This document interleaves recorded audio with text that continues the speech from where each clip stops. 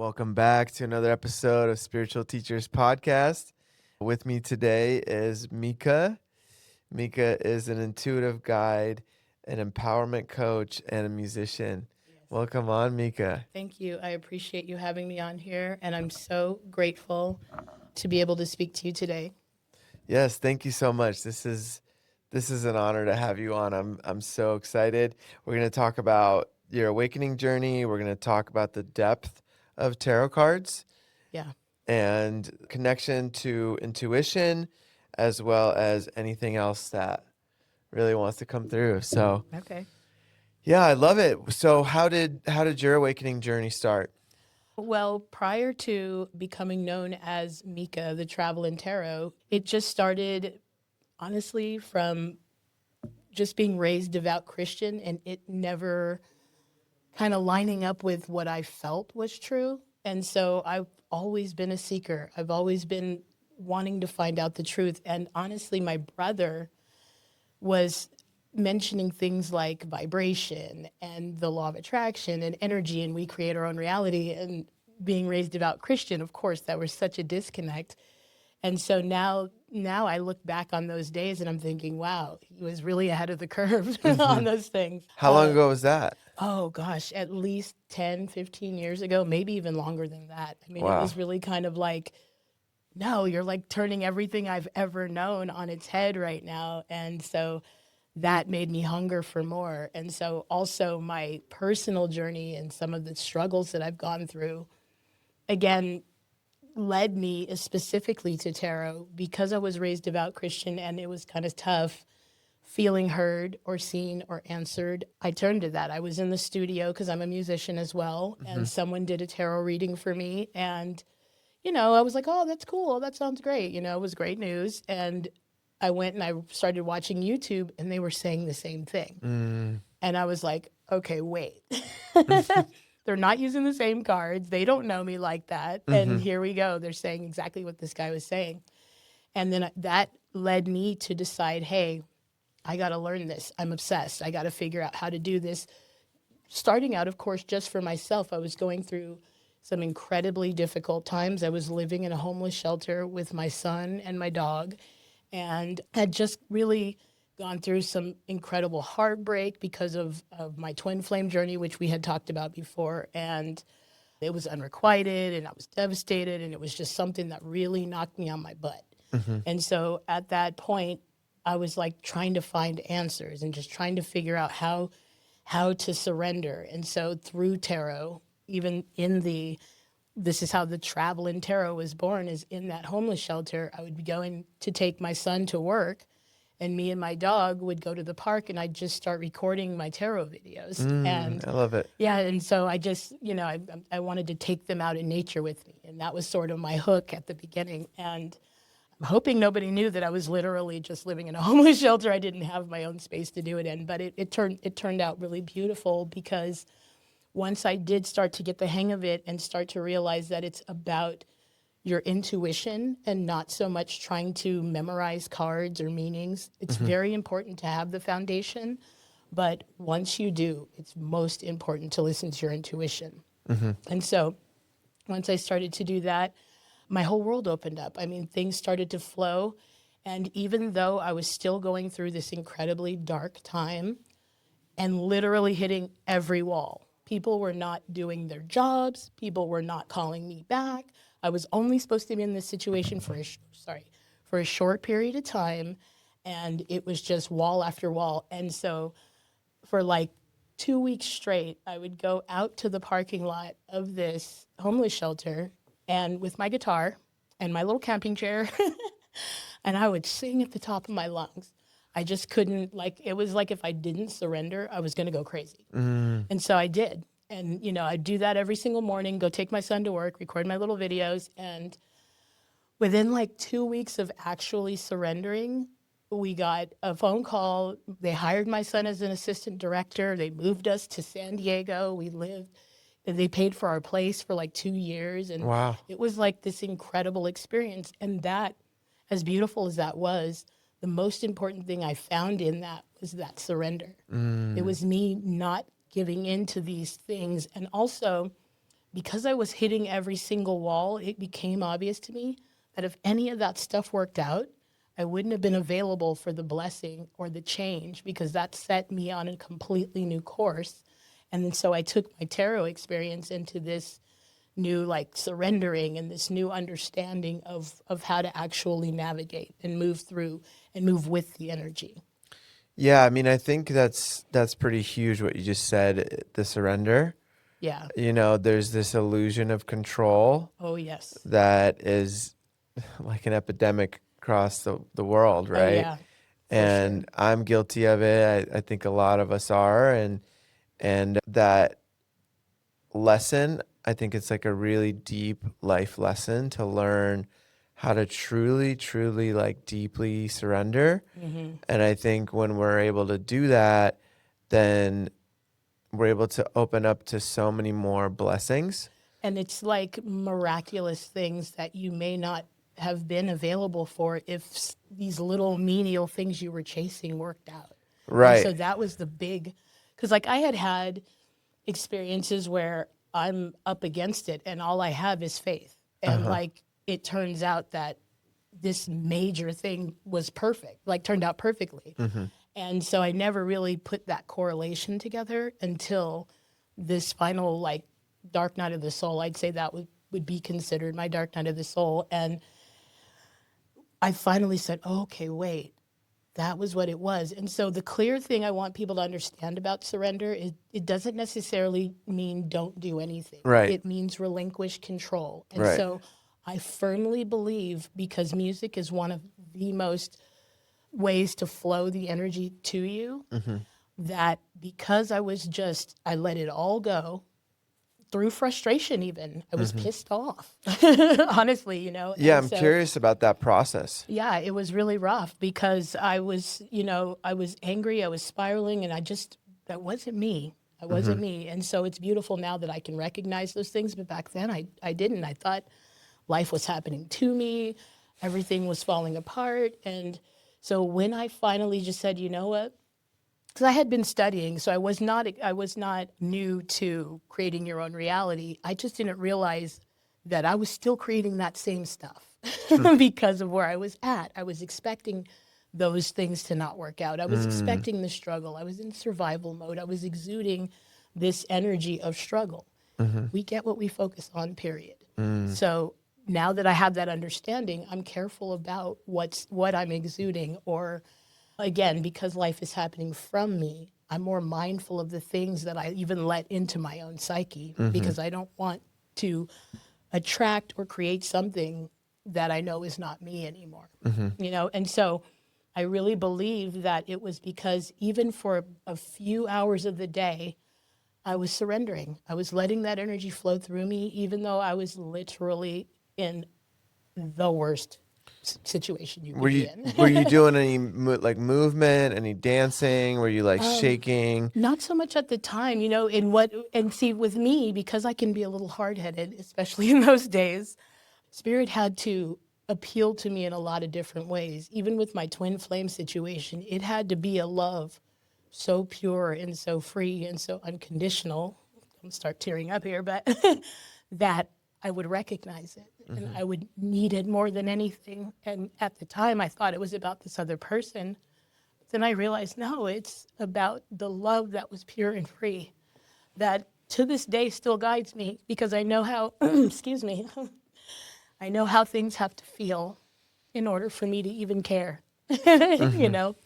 And so I truly believe that because I was just sitting there and trying to learn, and I was trying to learn, God, what is that song by Roberta Flack and Lauryn Hill? I don't know, Strumming My Pain, that one. I was trying to learn that song, and I just kept singing it. And once we moved, I had a little audience out there. People would come out there and they were talking to me, and they Oh, were that's just awesome. like super inspired because I was trying to learn that song, and it's a really powerful song. Oh yeah.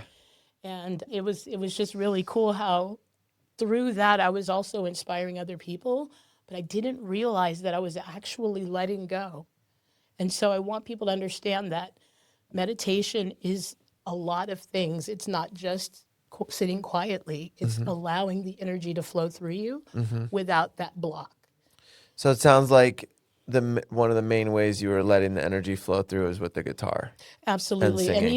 even now I do that so much. And that's when I can tell that I'm a little bit off. And even my son tells me that. He's like, when you don't pick up your guitar, I know that you're a little bit off. And I'm like, you know what? You're right. And so now I'm starting to hear those lines again. I'm starting to hear the melodies. I'm starting to want to create. I think I told you I'm going to write an album now. I love it. And it's like I can feel the color coming back into my life. And everybody goes through those ups and downs when they're not feeling as inspired.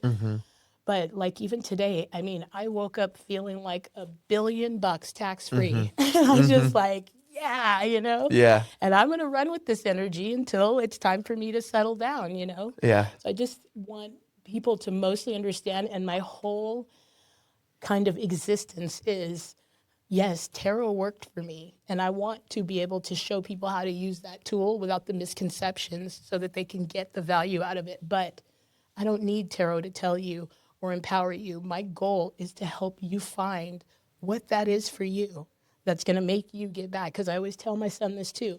Doesn't matter how you get there, just get there. So if you need the cross, take the cross. If you need the cards, take the cards. If you need meditation, take meditation. That's the thing. It's just a matter of you finding a way to connect back to that energy.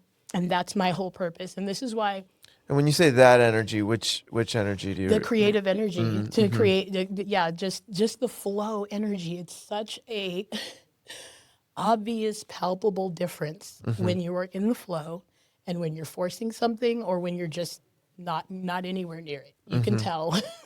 Yeah, and I think It's miraculous. I think the flow has a direct connection to the surrender. Yes, absolutely. But I also think that there's action required, right? Like, Yes. because people can surrender, just lay on their couch. That's why I say it's And- not about not doing anything for sure, but it's about allowing that inspiration to move you. And so those were the big lessons I was learning at the time, because even still I can find myself struggling to make something happen or digging in or reacting to how somebody reacted to me or something they didn't do. And the one thing that I've been hearing my guides tell me all day long is nobody has to do anything. They don't have to respond the way that you want them to. They don't have to do what they want. They don't have to do it the way you do it. And that is the most freeing thing that I have just been embracing. And I feel so free. This lightness in my body is noticeable. I'm dancing, I'm singing. I think you probably, when I heard it you must have heard me coming through the parking lot. I was bumping. Yeah. Yeah, your energy It's like I'm feels feeling great today. good, Yeah. man. I'm really feeling good. Yeah. Yeah. Yeah, I think, that action piece, because I went through that for several years where I experimented with it. I'm constantly experimenting with my own energy, and with surrender, I was experimenting with just trusting and watching what happened there. I was experimenting with action, with following my highest excitement, with, these different ways. And it can be just a full trust for me. And as long as there's community involved and everyone's kind of supporting each other. Yeah. But when the community isn't as strong or non-existent, then there has to be action in order to, at least from my experience, I had to put in action to move the needle ahead a little bit. Yeah. But when you get into the river, of the flow, like you were saying, It carries you. everything just opens up. And, yesterday I was driving, and you mentioned reactivity, right? I was driving, and I just come down from the mountain, and I was in nature all day, and this guy, there was a stop sign, and it was like a yield, but you could also stop it. There was a stop sign there. And apparently you could keep going, but I stopped because I saw the stop sign. I'd never been there before. And this guy in this luxury car just starts honking at me.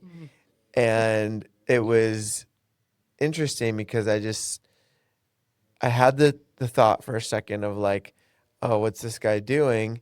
And then I was like, I need to just send love. And that's what I did. And then he like went around me and sped up really fast. And then another car cut in front of him. And I was like, Spirit just has its own way of balancing all that out. I don't ever need to That part. get involved Yeah. and in those ways, right? Like an old version of me might have flicked him off, Oh, yeah. or, honked back at him. And it was really liberating to experience just observing, being the observer Oh, and sending love. game changer for sure. As a matter of fact, it's funny that you say that because maybe about 2, maybe 3 weeks ago, I had a day. It was just spiral city. No matter what I could do, I just could not get my thoughts together. And so I'm driving somewhere, and my thing is on shuffle, and sometimes meditations pop up. And so Abraham Hicks came on with one of hers, and I'm sitting there listening to it, and I'm just like, yeah, whatever. And then finally she said something that clicked, and she said something about abundance, that no, the universe is kind of responding to you. It's not blessing you, it's not punishing you. And I said, right. And then she's like, the universe is only matching your energy, so you have to feel abundant first. And I go, right.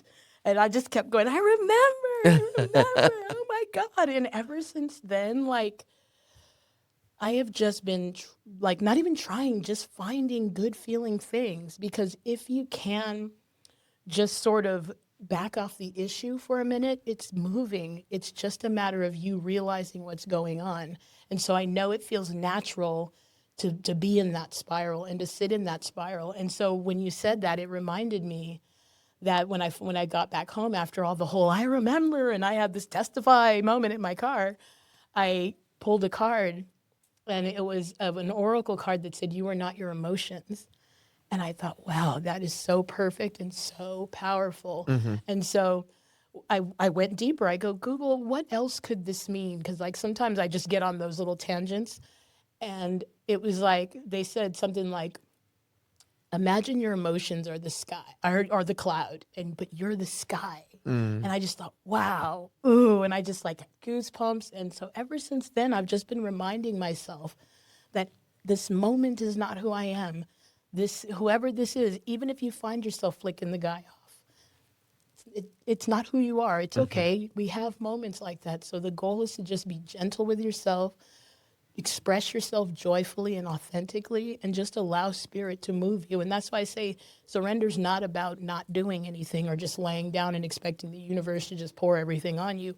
You must act. Spirituality is a very physical thing in that you're acting, you're getting in alignment to move, to inspire, to go to where you're supposed to go. And if you do follow those nudges, they'll lead you directly to what you asked for. For sure. Yeah. For sure. Yeah. And, another metaphor one of my good buddies shared with me is like, emotions are like the waves on the top of the ocean. But if you can, imagine yourself going to, the sand on the bottom and just watch as all the waves move. It's very still and silent there at the bottom. There's no waves. And so, it's like the waves are the emotions, and we don't have to allow them to take over. Yes. And we have control. That's one thing we can control, right?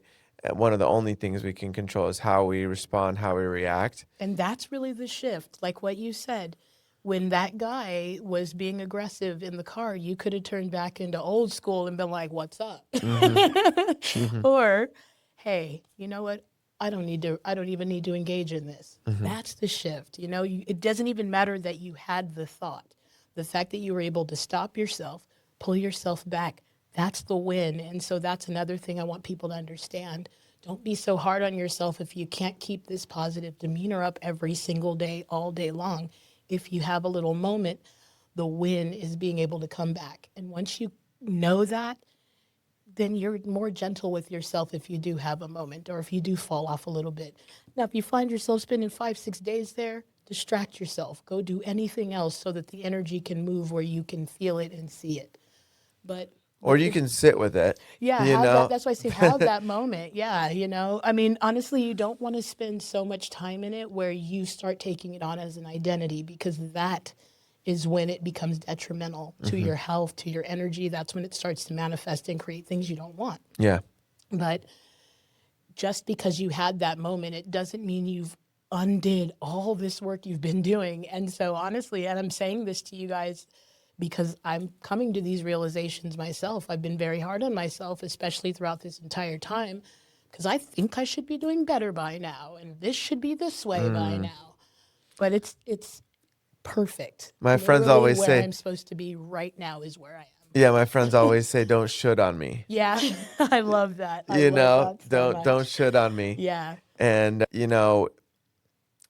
also expectations just lead to disappointment, right? The same energy that we can have expectations of others, if we have those expectations of ourselves and it's too intense, then it can spiral us down, right? Yes, but in that same vein, I will say the universe responds to your positive expectation. For sure. So it is okay to say, I'm going to get that part. I'm going to get that job. Oh, You for need sure. to move like you're going to anyway. And so you're right. In that same vein, it's this weird balance of, but what if it doesn't happen? And then I'm going to feel like, horrible after all of that. But you want to move from a place of positive expectancy. You've already asked, universe is on it the moment you ask, because I've even found through all of my studies, it doesn't matter if I'm listening to Neville Goddard, if I'm reading tarot, it doesn't matter if I'm listening to Abraham Hicks, reading the Bible, it all says the same thing. Find the one common truth in that, and that you can do anything if you believe it. And that's it. The Bible says, if I tell that mountain, get out of here, it will do it if I truly believe it, which means we don't believe fully somewhere if the thing we say is not manifested there. And that's not to put pressure on anybody, but that's to help you understand that nothing's happening to you. It's happening from you. And so, Or for you. yeah. And well, I feel like it's happening from you because we exude the energy that attracts whatever it is. Yeah. I think Yeah. it's both, right? It's for you because there's lessons in everything that's happening. Absolutely. And there's ways for us to, from you, I agree as well, because from you is us being the co-creator. Yeah. And for you is the deep lessons that, we're here to learn. That help you As evolve, souls, though. yeah. It's all meant to bring you back to the one truth, which is your God. In my opinion, I firmly believe that we are all fragments of this energy, that we're given free will so that it could understand itself in every way. Yeah. So that's why it's pretty impartial to the things that do happen, because it's just understanding itself. And so that's why I say typically, with the exception of certain things that are kind of the divine plan, if you will, like you said, some things are just going to happen so that you can learn that lesson, take the bounce, and evolve. But I do firmly believe that we are in control of this by our power of focus. And I definitely, like I said, experientially can say that if I, wake up on some tip, I'm going to have a horrible day. What do you mean? What do you mean by some tip? Like waking up on that anxiety and, oh my God, things aren't working out, and oh my God, I feel terrible, or bringing some same energy that was yesterday into today instead of starting like kind of from a clean slate and waking in appreciation, or maybe going to bed in gratitude and letting that go. It changes the game. And it doesn't mean you're doomed. It just means, hey, take a step back, meditate, get yourself back online, because you can do that anytime. You don't have to wait till tomorrow. And once you do that, you instantly see that improvement in your life.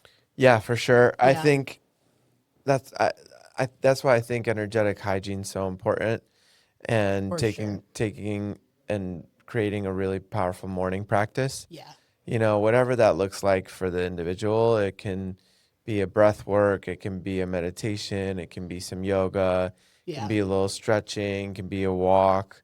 You know, there's infinite things that it can be. And it should be various things because we are ever changing beings. And so maybe today meditation might not hit as hard as going to do yoga or going for that walk. And that's the beautiful thing. We are all in this time of discernment because we are creating our own reality. And I think for the most part, people are understanding that. And so this is the reason why things seem so kind of disproportionate because of people's levels of belief in what they can create. And so I think that, like I said, the more we trust that, which it always comes back to trust, which is what surrender is all about, we can start to see that in our physical world. And it really does start by you just feeling lighter. And so if you wake up feeling lighter, kind of try to be excited because that means good things are there. You're going to be able to notice the good things around you. You're going to have these incredible interactions with people, even if they're just for a second. Those little soul interactions are very beautiful. Yeah, and you meant, I heard you say try to be excited, but I could even rephrase that to say, like, find your excitement, tune into your Yeah. excitement, Yeah. right? Because that for me, there's usually something, at least one thing, Oh, sure. For most people. regardless of you know, like, it could be a TV show you're watching, it could be a book you're reading, A smell, it a could be a phone sound. Yeah, it call could be you're gonna anything. make, Yeah. you know, and you know, do you know who Bashar is? I've heard the name, sure. His real name is Daryl, and he's a channeler, and he channels this higher dimensional being named Bashar. Okay. And I've been on a kick listening to him a lot lately, and he says follow your highest excitement because that'll lead to the next thing, to the next thing. It's not logical, right? So Yeah. it's like you might be excited about something that has nothing to do with anything else that you're trying to do, Yeah. but most of us can't see the higher picture of everything, and from that higher perspective, things are being rearranged or they're lining up in ways that we can't even imagine. Oh, and it's so beautiful. And I love that you say that because in all of my teachings or any of my readings, I always, look at that zoom out so you can see the lay of the land. It's very tough to see even the next turn if you feel like you're lost in that broil. And so I think it's super important. And again, even, when you can get more specific is when you're feeling good. Today, I'm thinking about my Mercedes. I'm thinking about my this and that, But if I'm not feeling great, things are going to work out. It's already handled. Just try to be general so that you can find a place of at least hope. You don't have to go from, feeling terrible to being this perfect highest, being. You just have to stop the terrible energy in its tracks so that it can naturally start to swing forward. Little bits of things that you can do in each moment to release the pressure is actually helping you move in the right direction. Again, it's swinging that pendulum back in the other direction.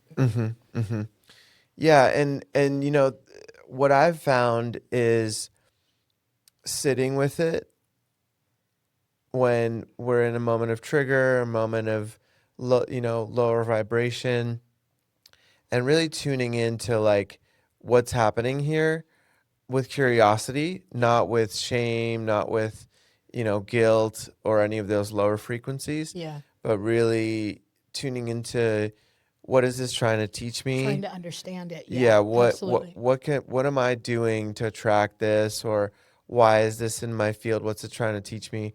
And I found that when I do things like distract and not look at it, it comes around worse next time and worse next time, and it builds on itself. Yeah, sometimes it can do that. It just really depends on where you are, I would say, because if you are sitting with it and you're finding yourself feeling worse, you're not really helping the situation. So it does help to take a step back from it. Again, it's coming with you wherever you go. Even if you're going to the movies, you're Right. still sitting there thinking about whatever this thing is, but you've given the energy enough time to move in a way that you'll be able to see it.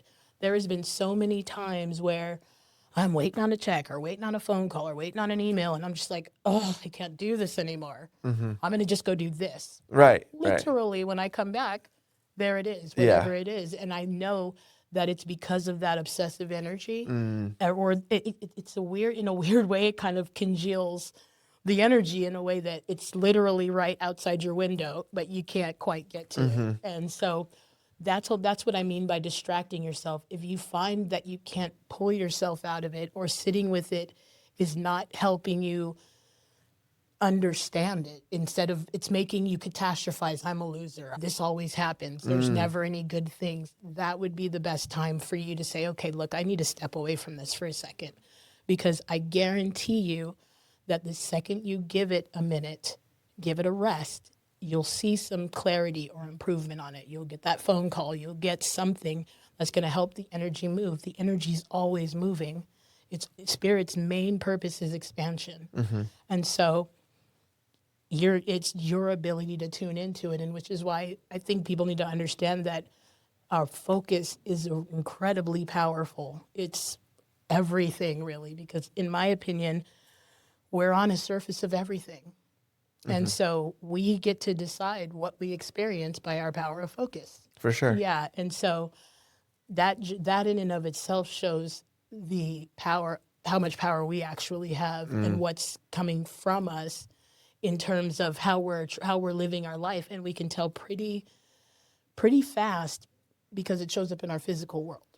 It does. Whether, we can be saying we're millionaires or I am the hottest thing out. If you're not getting that, you don't really feel that way. You're almost counterproductively saying that, because the universe is listening to how you feel, not what you say. Your feelings are going to override the words you might be using. Yeah, the beliefs, right? Yeah, absolutely. Yeah, you mentioned, when you sit with it, if there's those impeding thoughts, right? And there's different techniques to alchemize that. And that's more so what I mean when I mention sit with it, is getting to the core of those things, right? So like you mentioned, like, say somebody feels like they're a loser, right? And that's their internal dialogue. Right. So there, in that case, there's ways of alchemizing that to be like, okay, where did that stem from? Where did that start? And going into meditation and being like, okay, I remember somebody called me that and I took that on as a belief, Oh, right? absolutely. And then, okay, that bully called me that, right? For example. And then being like, you know what? He was in a lot of pain. He was probably having a rough go. Yeah. And so I revoke that. I refute that and I say, no, that's no longer my belief.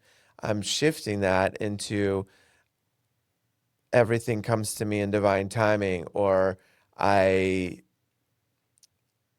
am a money magnet, or, Yeah. whatever it People is, like me, whatever your whatever, thing yeah, is. whatever it is that, you relate to being a loser with, Yeah. right? And knowing that that's not anybody's truth. It's Right. not anybody's truth. Yeah. And those kind of thoughts, I believe, aren't coming from anything from a higher dimension. These No. are lower frequency beings implanting certain thoughts, or, somehow, coming into our energetic field, and us as individuals taking that on as a belief. And then when that belief shifts, then that's the start of this snowball effect of like, hey, where else am I, holding myself back or talking to myself in a negative way? Where else am I getting in my own way? Absolutely. You know? And the cool thing about that is just what you said, that small little peak of curiosity, or that small little hint of response that you get, or that correlation you can make between you having the shift and what you see in your world, will start you looking around for, okay, wait, what else am I getting that doesn't match with with who I say I am right now, Or who I want to or who I become. want to become. Well, that's one of the big things. I'm going to be teaching a seminar at the library here called I Came to Win, and it's all about empowerment. And In Las Vegas, right? yeah, here in Las Vegas. And that's the question that I'm always going to end the seminar on is, who will you say you are? Because you're going to live that life when you leave here. And so that's kind of the running theme. And that's why I believe, and I know, especially just experientially, and everybody's kind of lived their own lens. So, it may not actually resonate with others, but I know that I can definitely have that correlation in the self-loathing that I had for myself, the choices that I made, the things I accepted because I was desperate for love or attention or anything. And who I am now by just loving myself first, or like just trying to really, like you said, sit with what is going on here. The boundaries started setting themselves because I'm like, okay, no, I'm not going to put up with that anymore. I Right. deserve this. Right. And so the more that you start to kind of chip away at that, because you're not trying to become something else, you're chipping away so that you can be who you've been, and so, or who you really are. And so the more you start to do that, the boundaries will start to be firmer. You'll be more, and those are the shifts. It's not the big bag of money that's going to fall out of the sky. Not saying that that can't happen. It can happen if you believe it, period. Yeah. But, the shifts are, hey, I don't respond the same way, like you said. The shifts are, hey, you know what? I'm feeling pretty good this morning. Hey, nothing physical has changed, but today I just feel like I'm on top of the world. Things like that. Those are the things that you need to celebrate. And then you'll be able to really see, again, the correlation between your mood, what you're exuding, and what you're actually getting in your physical world, for sure. And what you're saying especially, and this is why I say the positive expectancy and the things that you say to yourself or the things you believe is what you see. Yeah. There's not any good men or women. That's why there isn't.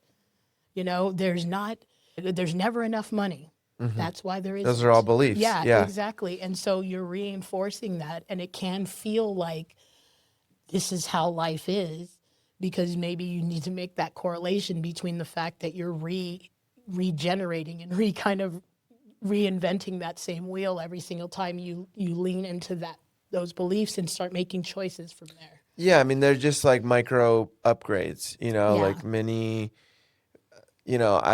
I like to say I want to be 1% better, or at 0.01% better than I was yesterday. Yeah. It's because there's, these choices that we make every single moment, Yes. is either love or fear Yes. when you distill it down. And, fear is going to spiral you down. Love's going to spiral you up. And a lot of the things that I've been able to move through in this reality is because I've faced fear and been like, I'm going to Yes. do it even though I am afraid, Yes. or I'm going to choose love and release any anxiety, frustration.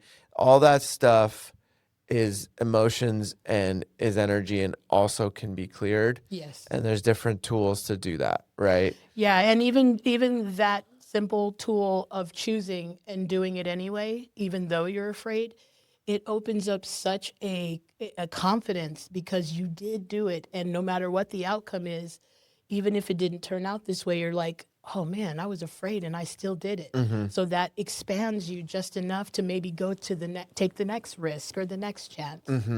Yeah, and I purposefully put myself in different experiences that are pretty intense, like working with Sweat Lodge, for example, going to extreme heat, going into the cold plunge, extreme cold, going into, different plant medicines that expand my consciousness, going into deep meditations, like, moving my body in ways that maybe I had a limiting belief about. How long can I keep my arms up for? Yeah. Right? Like, what is my limit? Yeah. Right? Like those kind of things, like Kundalini yoga, in particular, and I've talked about it a lot on the podcast, but that is one of those experiences that at the same time elevates my frequency and also shifts me to test those limits and see how I'm showing up in life as a microcosm.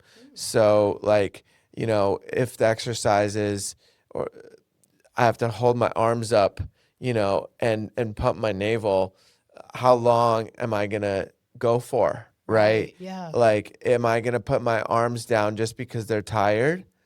And it's Interesting. a microcosm of how I show up in life. Right. Right? Like, am I just going to stop because I'm tired? Am I just going to stop because I feel like I haven't made the progress that I need to make? Right. And so having these deep experiences makes those smaller experiences in life when fear sometimes creeps in that much more manageable, because I'm like, okay, I just put frog poison on my arm and I Right. just went through the most intense purge I've ever had.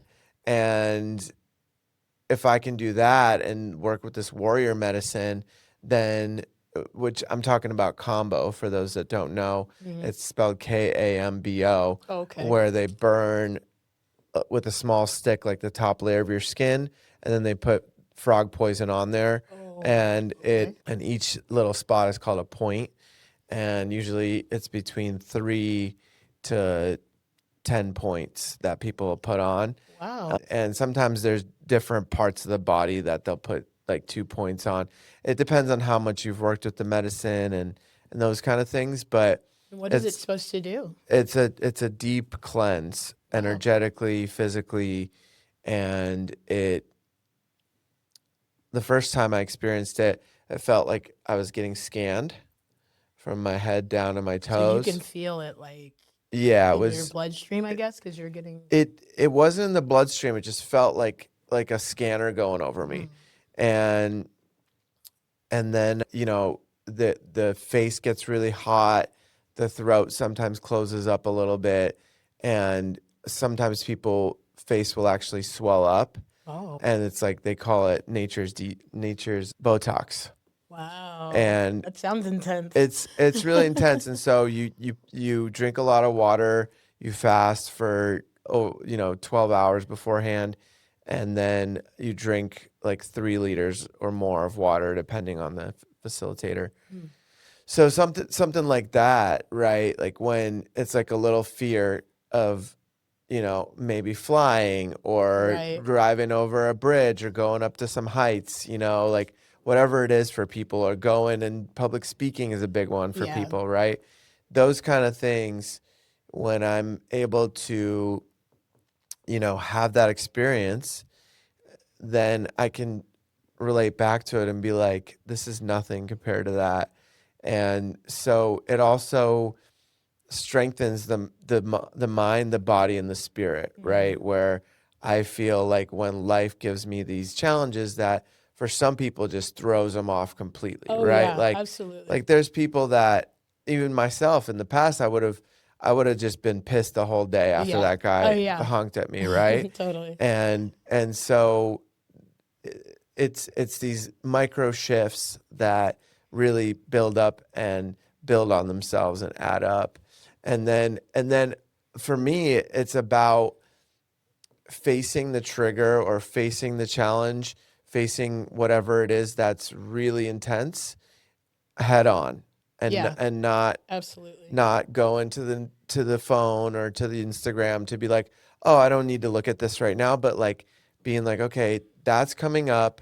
I'm going to address it now because I don't know when it's going to come up again. Right. And I'm going to do my best to get to the core of it, to heal it, whatever that looks like.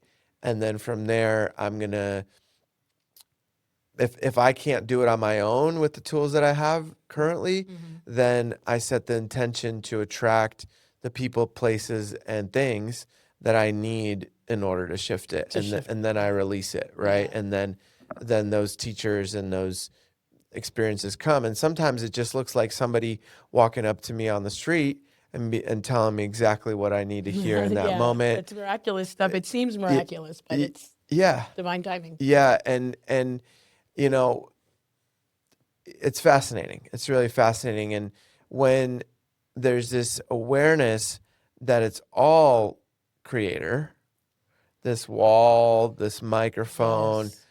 everything you're seeing is part of this illusion of the matrix, then it's a really hard thing to grasp with the mind. It's a lot easier to experience. Yeah.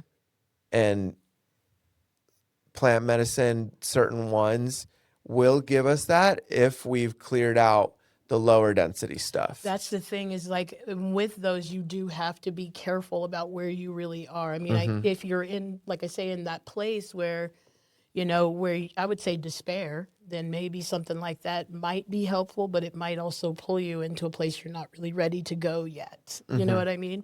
And so like that also brings me to that experience where I was telling you Monday where I was in Spiral City.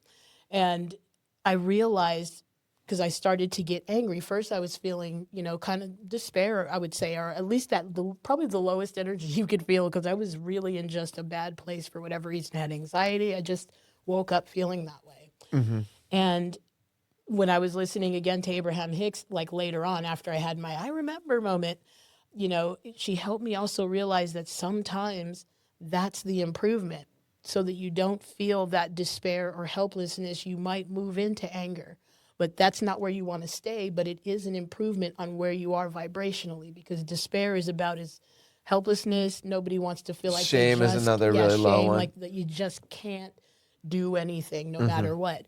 And so moving from, feeling that helplessness to or hopelessness to even anger helps you get a little bit of your power back. So now the energy is, again, even though you're still in those low vibrational places, you're moving up that scale in a way that'll get you back to hope if you keep letting it improve.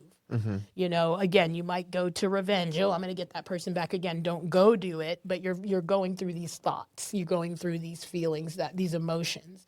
That makes you feel like you're getting some type of power back by going to get revenge, then getting angry, or moving up to where you eventually end up in hope.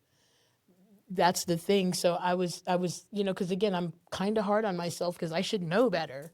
It's just those things that we sometimes give ourselves that feedback loop, especially when you're a light worker or a spiritual teacher or anything like that. And so I forgot what I was going to say. I lost my train of thought. But Well, you were saying going up to hope. yeah, so I was just really, hard on myself whenever I do have those low vibrational energies because I'm like, you know better than this. Like, what are you doing? And so it helped me realize that, yeah, that was the improvement. So I was able to show appreciation for that anger I was feeling because I wasn't feeling helpless anymore.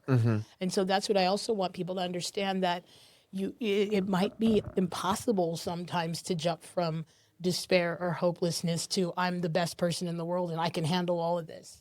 But if you do keep continuing to make some type of improvement, you are moving up the scale in a way where you'll be able to get to hope and start to actually see the things that are working out for you. Even if it doesn't look like they are, you'll be able to actually see it from a different lens. One of the things that I ask my guides for all the time is just perspective. Help me keep perspective.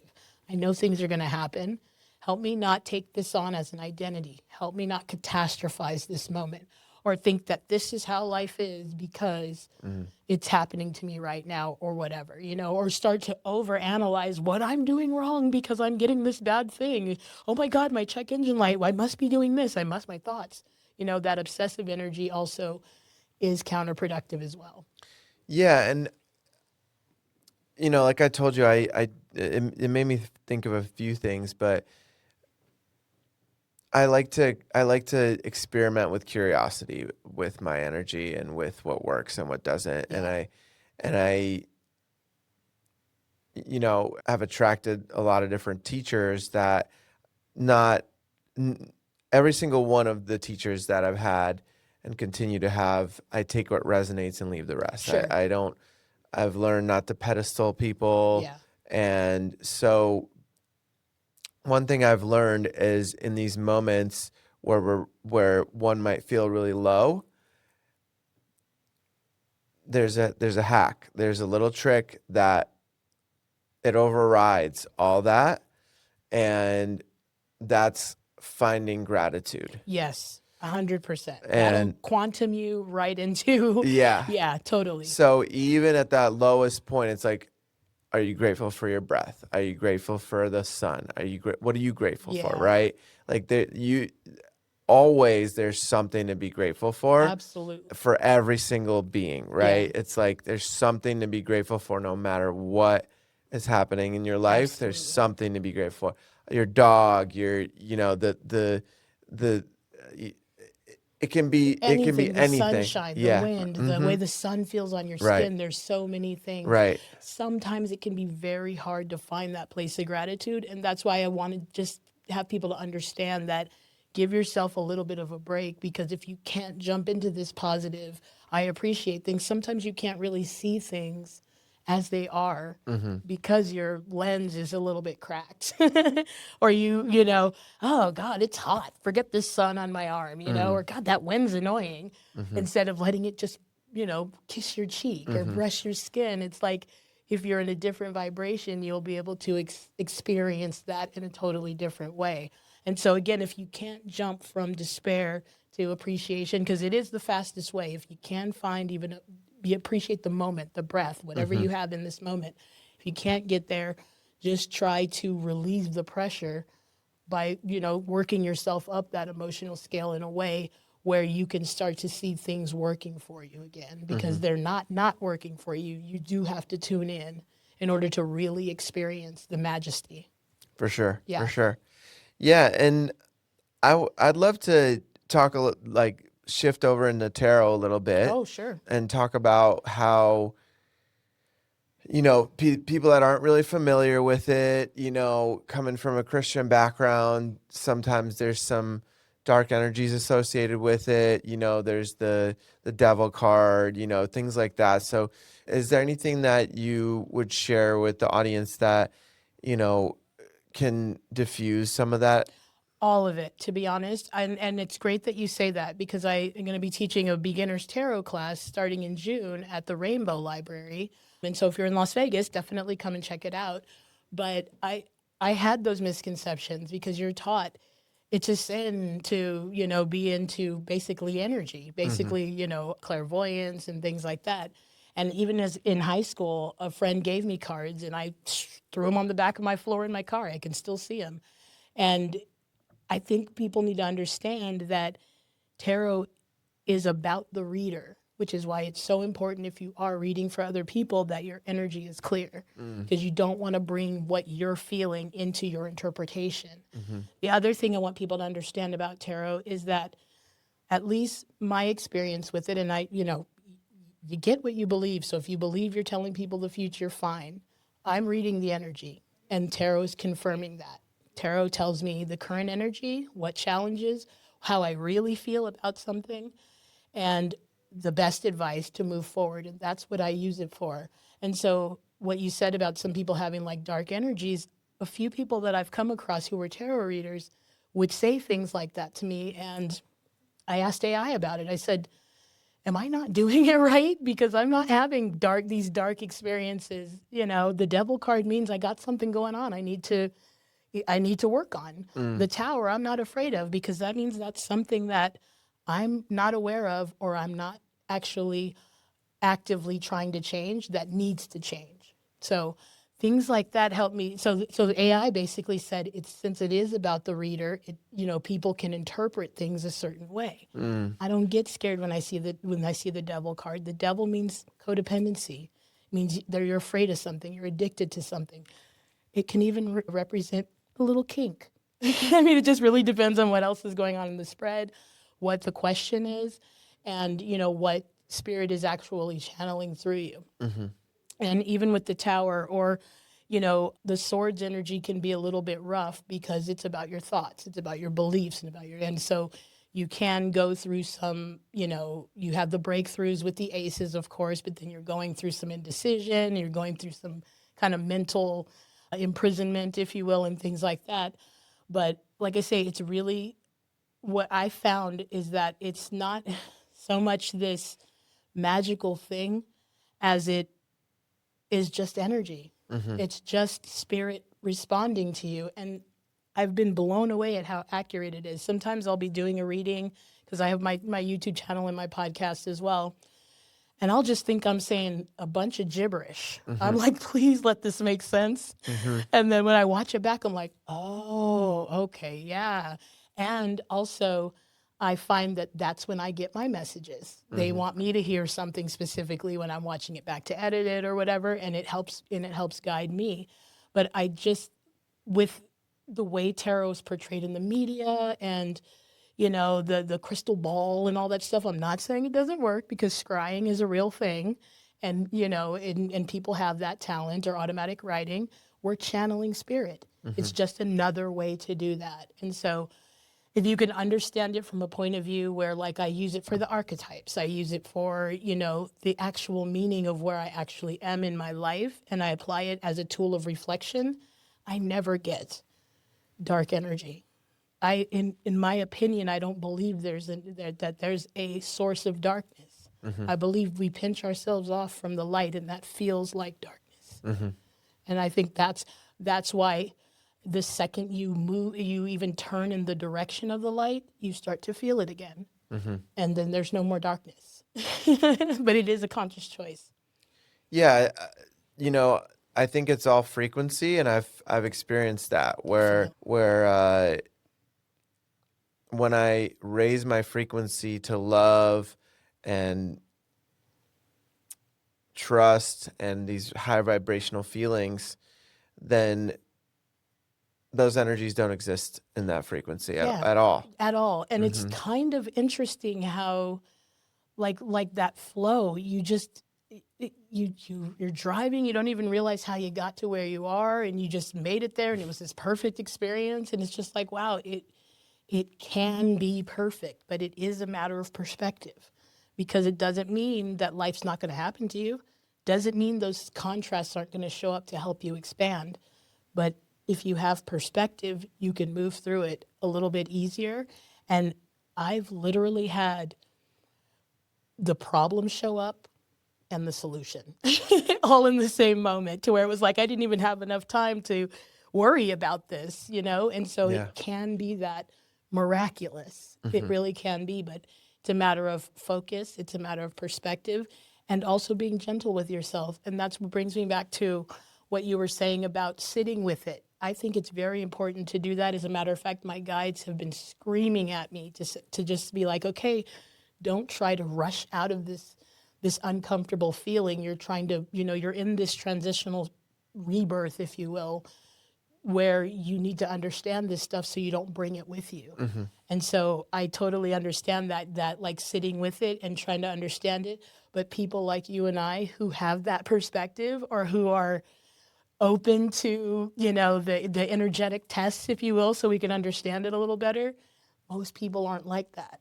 Most people will take that sitting with it as a spiral, and nothing ever works out for me, and my life is horrible, and there's no God, and there's no this. And so that's why I say, like, if you find that you can try to find some perspective in that, it's very important not to face it. You've got to look at these things for real. That shadow work was pretty much what you were talking about, how you do that.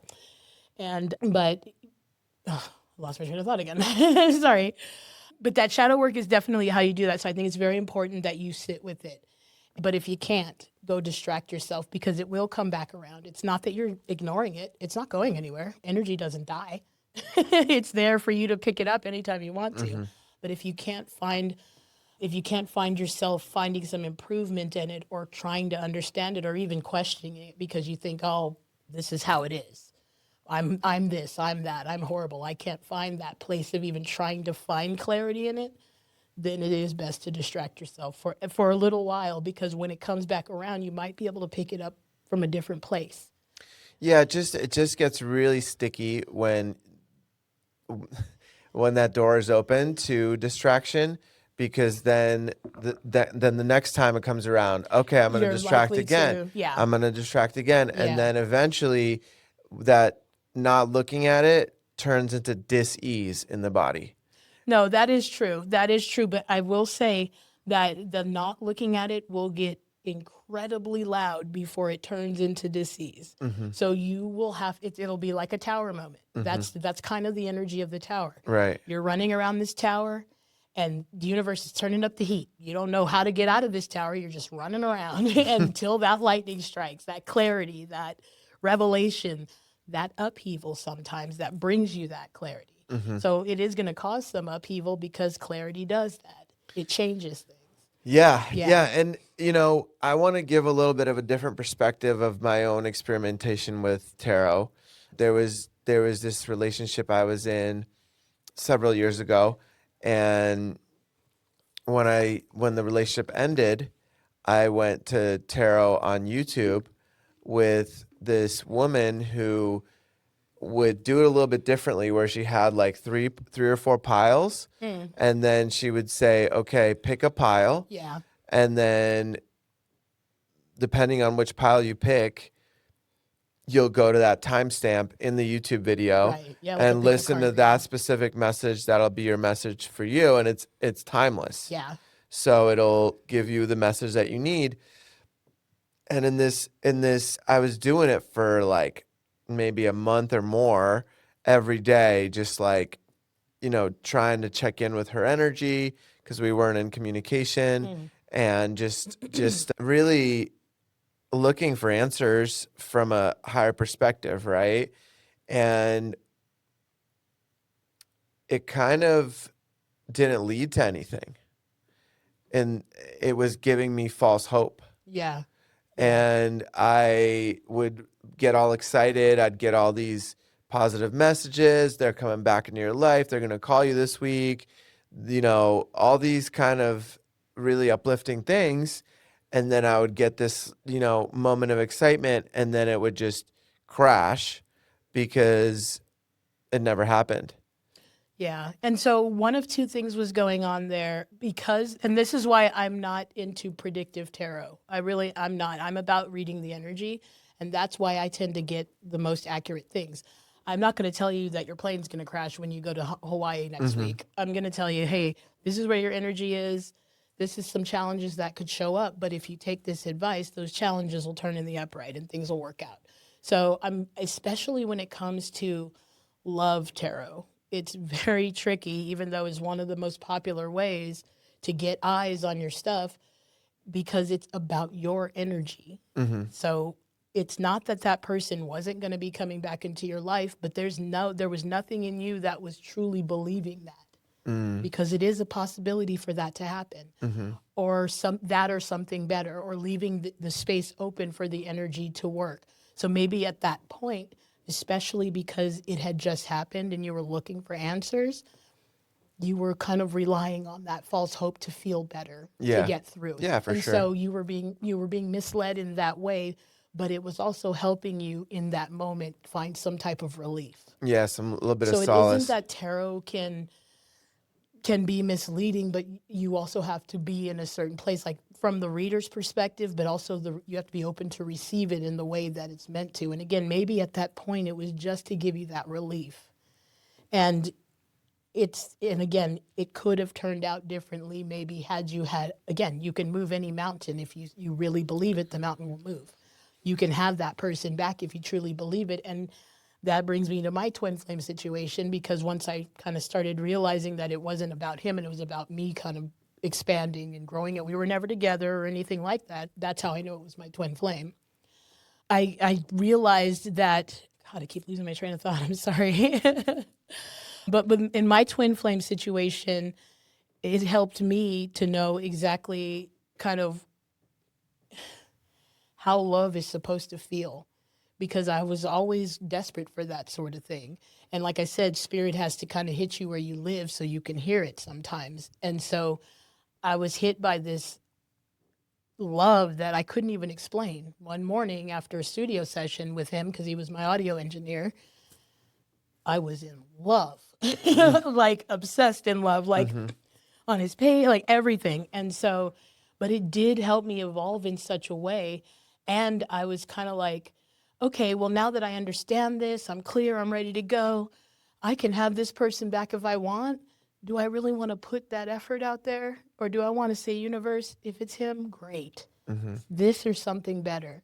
And that has opened the energy up in such a way that now it's kind of like, okay, yeah, I would love it if it's him, but it really doesn't have to be him. And what I don't want to do is spend all this time trying to manifest him, because it's also going to be counterproductive, because you now have to go through their beliefs because they get to create their own reality too. The universe does just say yes to you. So they're going to try to get that person back for you, but they can't do it around their beliefs and about what they're going through and what they really want and all of those things. And so that's why once I got to the point, even now, I love that guy. I do. I appreciate him more than I'm in love with him, if you will, because of what it gave me. But it's like, now it's like, okay, if he comes back around or if that really is the situation, cool. But I know what it has to be thanks to that. Yeah, and I really believe that it's frequency too. Yeah. So if that person isn't doing the work and really Yes. clearing out their stuff and really diving into these beliefs and the deeper layers of self, then it may not align in this lifetime. Yeah, and that's another thing that you do come to understand eventually in this twin flame journey, because again, at first, Spirit's just trying to get your attention. So you're like, oh my God, I got to get better so I can be with that. Whatever I have to do, I don't care. Right. And then you start to kind of evolve because it didn't happen. I was devastated for years because of it. And I was just like, wait, but I believed, I had faith, I fantasized, I visualized, and nothing ever happened. So it was kind of that same experience you had with tarot. But then I understood that it wasn't about him. He was sort of that guiding light or that thing that helped me see how love is supposed to feel. Yeah. And so now I feel around for what I want. If I reach out to someone and they don't want to be a part of what I'm doing, that's okay. Because I want people who want to be here type thing. So that's why I'm also even open to, if it's not him, that's okay. I love him for showing me that how it has to feel for me to care, because I didn't ask for anything. I was out there just trying to clean up my energy, build my abundance. And next thing I know, I'm in love beyond I just couldn't think or do anything else for 5 years. But this guy. Yeah. And I wasn't ever with him. That's how intense it was. Yeah. For me, it was about 6 years where I had to go through really deep grief, which led to the awakening. Yeah. And I think that a big realization I had recently is that I can just be the observer and be happy for whatever people choose. Yes. And just enjoy watching or not watching, right? Like I don't have to know anything about it, but you don't just even have to. Yeah. but if, just be happy for whatever they're choosing, right? Yeah, and it's just like I said, I think and I'm not sure if we said this actually on the show or not, but people don't have to, they have their own reality that they get to create. And like you said, it might not be this lifetime where you guys did align, but if I close my eyes or even think, I can see a time when we were together. It has to be. I can see this guy that I finally met, kind of thing. That's why I was blown away that we weren't just getting married, that we're not just the universe. Thank you. He's here. I just knew it. And that turned on this obsessive repelling energy, because we were friends at first. And I was just like, oh, I got to have more of this. It's making me feel good. And then I'm pouring myself onto him so much that it's like, hey, I can't even be a part of this. I'm just like, oh, I'm sorry. I screwed up. But, again, doing all of that work to come to that understanding that you're always right where you're supposed to be. And the universe is going to do whatever it has to take to get your attention. Yeah, and I think that also to add on top of that is that we signed up for this Earth School. Yeah. And depending on the lessons that we pass, it's going to align us with the next experiences that are going to continue to give us opportunities to grow. Absolutely. Not that they're going to make us grow. They're going to give us opportunities. That's a big difference. We still have the free will. We get to choose. We can choose bondage for the rest of our life if we want to. Stay distracted and watch the Netflix on the couch. most likely that's not how it goes because Right. the spirit really shakes it up Yeah. and In a way forces where you at have to some do point. something. Right. Yeah, totally. But I feel it's no man left behind. Spirit's not going to cut off its arm because it couldn't because you couldn't figure out how to move with it. right, It'll right. get you to a point where you're going to get it eventually. Right, Yeah. right. And so, I've come to a point where when I think about creator and creation, there's a manifestation or a reality of it's all creator. Yeah. And so this being that I had such a attachment to being with Yeah. in a relationship for, however long, right? That being is also constantly moving through different frequencies. Oh, yeah. And so the Hmm. person that I met, when I think about that person, they're not that same person anymore, Right. especially if there's been years of no contact Hmm. or even months. Like people shift very quickly In sometimes. days, in weeks. Yeah. And Moments. and it make it, I was talking with, about this with my buddy yesterday where it's like his perspective of me is different than my girlfriend's perspective of me, is different than Yeah. my dad's perspective of me, is different than your perspective of me. Absolutely. And so, which is way different than somebody who knew me in high school that I haven't talked to since then, right? So it's like,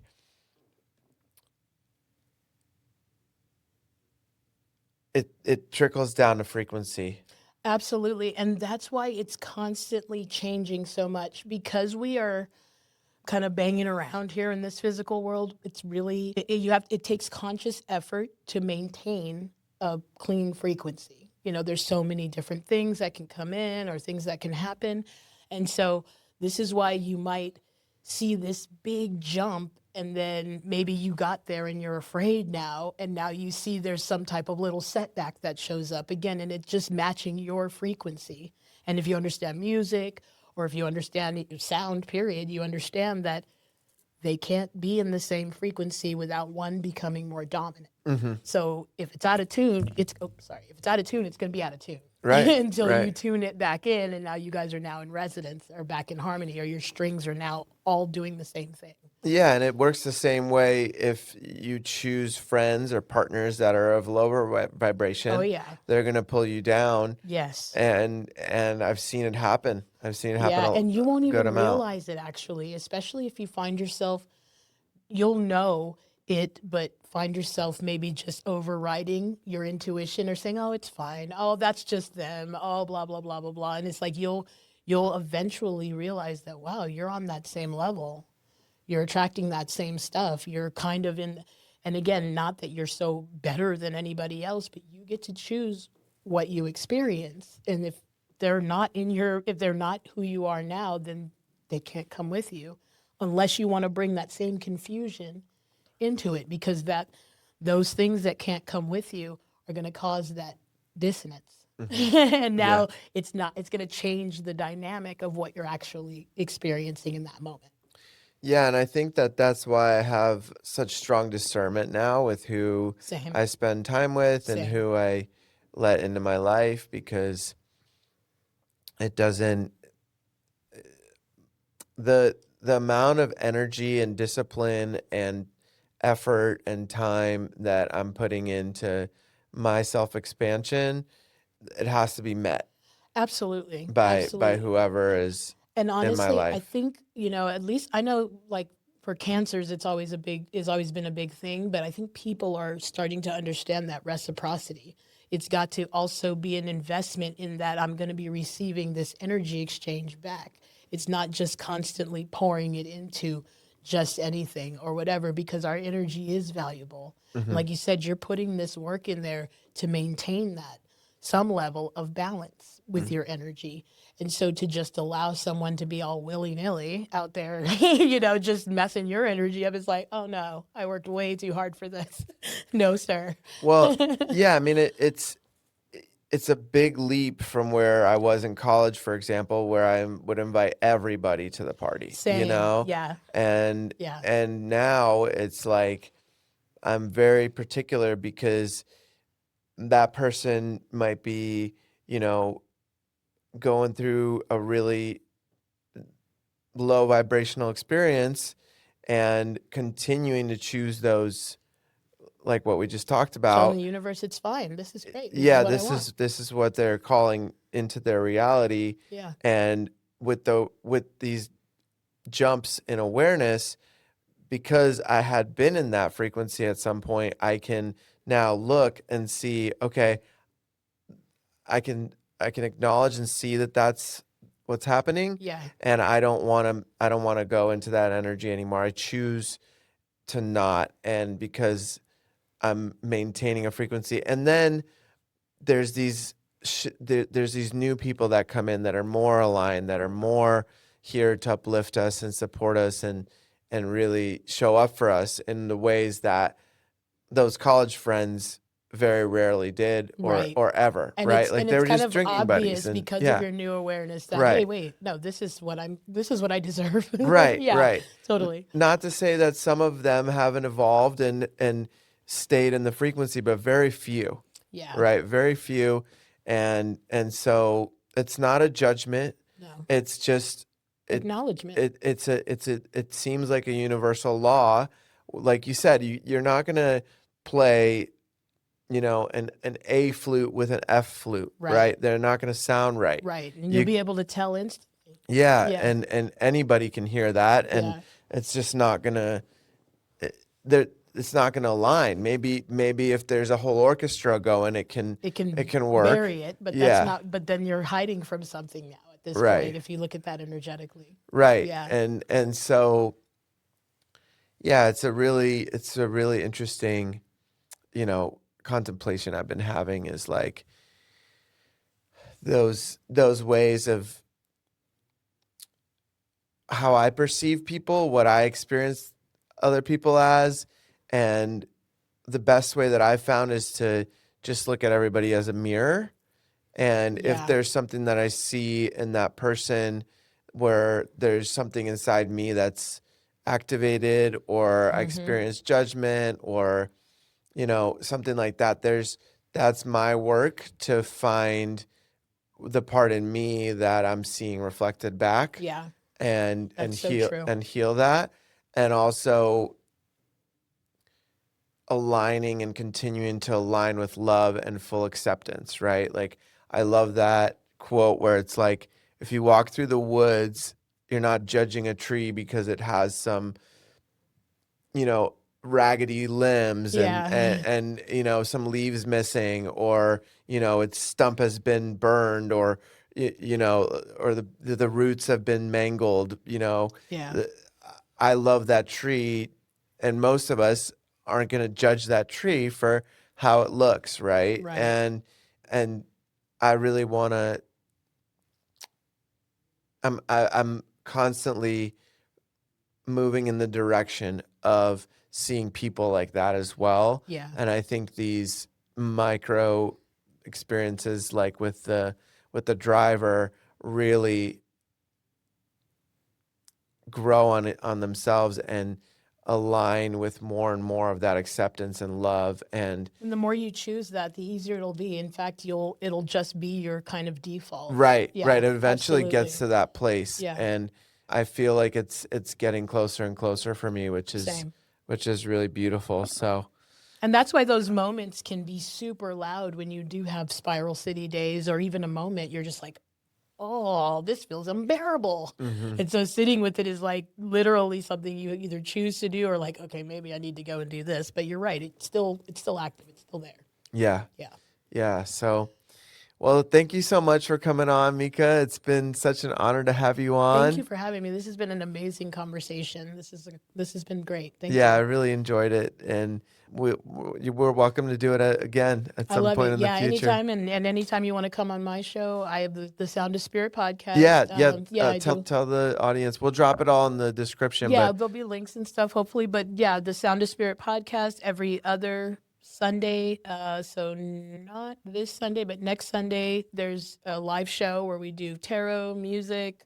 I'm going to start infusing more teaching into that. So it'll be a little more like general tarot readings. And then the interviews that I have some amazing interviews. The next one is going to be, you know, a guy who can read your energy just by examining your vocal sample, like 30-second wow, sample, and it like he can tell you where your deficits are in your body. It was miraculous. wow, So so there's going to be a lot of cool stuff. So if you guys are interested in that, you can certainly go there, or you can book a reading if you need something deeper, or just a session, or just reach out and say hey if you want to. Cool. cool, And I have an Etsy store too with some nice, cool items and things that you can check out. cool, Yeah. cool. Yeah, we'll drop all that in the description. And Cool. thank you so much, Meeka, for coming on. Thank you. I appreciate you so much. Until next time, For sure. take Have a care. good one, guys.